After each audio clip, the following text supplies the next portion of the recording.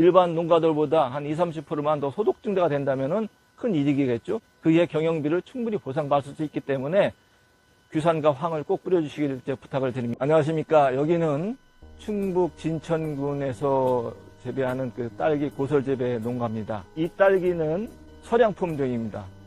9월 6일 날 정식을 했고요. 지금 상태는 1화방 수확을 거의 다 했고 2화방이 지금 나와서 성숙되는 단계입니다. 보통 딸기의 성패는 잎이 옆폭이 10cm나 8cm 이상이 돼야만이 다수확을 할 수 있고 당도도 높아지고 이렇게 좋아합니다. 그때는 그 담배 굵기 정도, 얇은 담배 굵기 정도 굵어지면은 과일 생육이 좋습니다. 그런 상태로서 현재 유지가 되고 있어서 전체적으로 생육은 좋은 상태입니다. 이 재배의 성패는 크게 세 가지로 나눠서 저는 구분을 합니다. 첫 번째는 안전한 수확량 확보입니다. 수량을 확보를 해야 되고, 두 번째는 딸기 품질을 좋게 하는 것이고, 세 번째는 병해충이 없게 관리하는 것이 딸기 재배의 성패라고 생각합니다. 그런데 우리 농업인들께서는 그렇게 크게 관심을 안 가지고 계신 것이 한 가지가 있습니다. 그것이 딸기 재배에서의 규산과 황의 효능에 대해서 우리 농업인들께서 크게 관심을 가지지 않고 계시는데, 결핍이 돼도 크게 결핍 증상이 보이지 않기 때문에 우리 농업인들께서 간과를 하게 됩니다. 이것을 농업인들께서 딸 규산과 황을 줌으로써 일반인들보다 20-30% 증수를 할 수 있으면 훨씬 더 좋은데, 피해만 없다고 해서 우리 농사는 잘 되고 있구나 이런 생각을 하심으로 해서 소득이 낮아지는 겁니다. 그래서 규산과 황의 효능에 대해서 제가 한번 말씀을 드려보겠습니다. 우리 토양의 28%가 규산 성분입니다. 그렇지만 대부분 불용성이기 때문에 딸기가 흡수를 할 수 없어요. 지금같이 양액 재배를 하는 농가께서는 그 양액 안에 규산 성분이 들어있지 않습니다. 그렇기 때문에 큰 효과가 안 나타난 겁니다. 그래서 여기다 규산과 황을 넣으면 어떻게 좋아지느냐? 뿌리에서 흡수하든가 연면십을 했을 때 이 수용성 규산을 말씀드릴 겁니다. 규산이 흡수되면은 옆 표면이라든가 줄기라든가 이 표피에 집적이 돼가지고 표피를 튼튼하게 합니다. 표피를 튼튼하게 해줌으로써 뿌리에서는 수패가 절감이 될 수가 있고, 잎과 줄기는 이렇게 똑바로 서가지고 광합성량을 좋게 해줍니다. 두 번째로 규산 성분을 들어가면은 잎이라든가 줄기 뿌리에 병해충의 예방이 됩니다. 딸기가 규산을 흡수를 하면은 전체적인 세포 조직을 튼튼하게 해줍니다. 이것이 과일에서는 이 가해를 탄탄하게 해줌으로써 이송기간에 저장기간에 이것을 무름 현상을 예방해주고 식감 또한 좋게 해줍니다. 또한 이 뒤에 있는 기공활동을 활발하게 해줌으로써 수패라든가 이런 고온이라든가 장일 이런 때 식물이 수분을 유지할 수 있는데, 유지 관리할 수 있는데 큰 도움을 주기 때문에 생리장애에 크게 도움이 된다고 볼 수가 있습니다. 지금같이 동절기라든가 생육 후반기, 화방이 5화방 정도 나왔을 때 생육 후반기 5월달 넘어가면서부터는 식물 전체가 피로한 현상이 나타납니다. 이때 규산을 줌으로써 아픈 사람, 건강하지 못한 사람이 보약을 먹으면 좋아지듯이 그런 효과가 나타난다고 볼 수가 있습니다. 질소인산 가리, 그 다음에 칼슘과 마그네슘하고 더불어 황은 대량으로 딸기가 필요한 원소입니다. 일반 미량 원소가 아니고 황에는 특히 딸기에서는 대량 원소이기 때문에 꼭 황에 첨가된 것이 필요합니다. 일반 농가에서는 토경 재배에서는 비료와 같이 주지만은 이 양액 재배에서는 양액 안에 꼭 황이 들어 있습니다.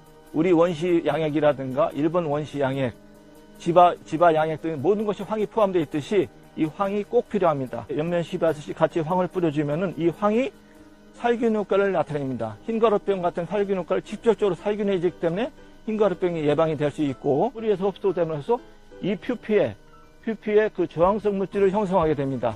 이 저항성 물질이 형성되면은 이것이 곰팡이병균 같은 확산을 막아주게 됩니다. 이거는 딸기뿐 아니고 토마토라든가 메론이라든가 고추에도 이런 모든 것이 같은 증상을 보임으로써 병해충이 예방이 된다고 볼 수가 있습니다. 저온이라든가 냉해, 고온의 피해를 받는 스트레스, 이런 것에 대한 생리장애 요인을 저감시켜주는 것이 메타오유난이라는 단백질입니다. 시스타인이라는 성분이 있는데, 이 시스테인은 전체적인 단백질 합성이라든가 식물 생장의 전체적인 도움에 효과를 높여주는 그러한 아미노산입니다. 이것이 메타오유난 시스타인이 반드시 황이 있어야만이 되는 것이기 때문에 황을 꼭 뿌려주셔야 된다는 것을 말씀드립니다. 이온화된 황은 과일에 전혀 흔적이 남지 않고 사람이 먹어도 아무 피해가 없습니다. 그래서 수확을 하시면서 바로 수확하고 또 뿌리고 화학해도 또 시배하고 이렇게 해도 아무 피해가 없기 때문에 이 황은 딸기 재배에서 살균력이 있는 병해충 방제 약재라고 생각합니다. 수경재배라든가 이런 걸 하다 보게 되면 질산 성분이 너무 과다하게 돼가지고 세포가 많이 확대되면은 세포가 약해집니다. 이런 작용을 황성분이 들어감으로써 약화시켜주는 이런 효과가 있기 때문에 병해충 예방, 생리활성 작용, 당도 증가에 황이 꼭 필요합니다. 근데 이 두 가지를 같이 쓰면은 일석이조라고 생각합니다. 그래서 이온화된 수용성 규산염이라든가 유황을 같이 뿌려주시면은 딸기 재배에 큰 효과가 있을 거로 생각됩니다. 특히 오복이는 황이라든가 규산을 치면은 벌이 수정을 잘 안 한다고 했는데 지금 보시는 것 같이 별이 지금 많이 날아다니고 있는 것을 볼 수가 있습니다.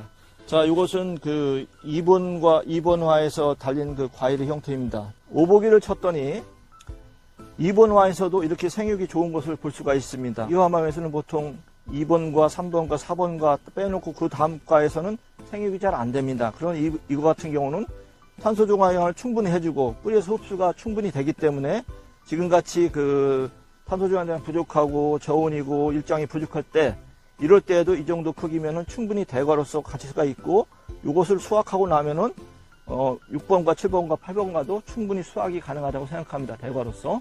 그래서 오복이 치는 효과가 있다고 볼 수가 있겠습니다. 1번화의 마지막 과일입니다. 그렇지만 작아도 이렇게 무게가 묵직한 것을 느낄 수가 있습니다. 그래서 조직이 치밀하고 마지막 과일인데도 오복이를 쳤더니 이렇게 과일이 크고 충분히 저장성도 있고 상품성이 높다고 생각할 수 있습니다.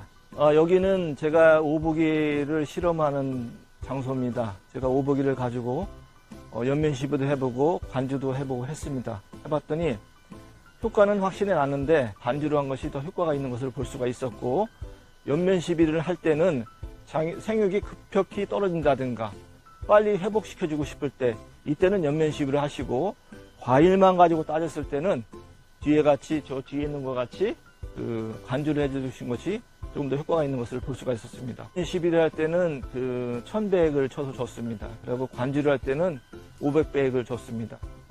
엽생육이라든가 과일의 경도라든가 당도를 봤을 때 안 친 것보다는 친 게 좋고 친 거 중에서는 연면 시비한 것보다도 관주한 것이 더 효과가 있었습니다. 그렇지만 농업인들께서 포장 상태를 봐가지고 급격하게 필요하실 때는 연면 시비를 해서 같이 병해충을 예방해 주시는 게 좋고 장기적으로 봐서는 관주를 하는 것이 좋습니다. 제가 오늘 이 딸기밭에 와서 여러분들께 말씀드리는 것은 우리가 규양 농사를 지시는 거 다른 사람보다도 20-30% 이상 소득을 증대해 가지고 경영비를 절감하는 것이 훨씬 더 좋지 않겠습니까? 그래서 제가 우리 농업인들이 지금 크게 생각하지 않으신 규산과 황을 가지고 재배를 함으로써 훨씬 더 효과가 있다는 것을 한번 말씀드려 봤습니다. 이 유튜브를 보시게 되면은 작물 재배하실 때 한번 시험적으로라도 한번 쳐보시고 그럼 바로 효과가 나오니까 한번 쳐보시기를 바랍니다.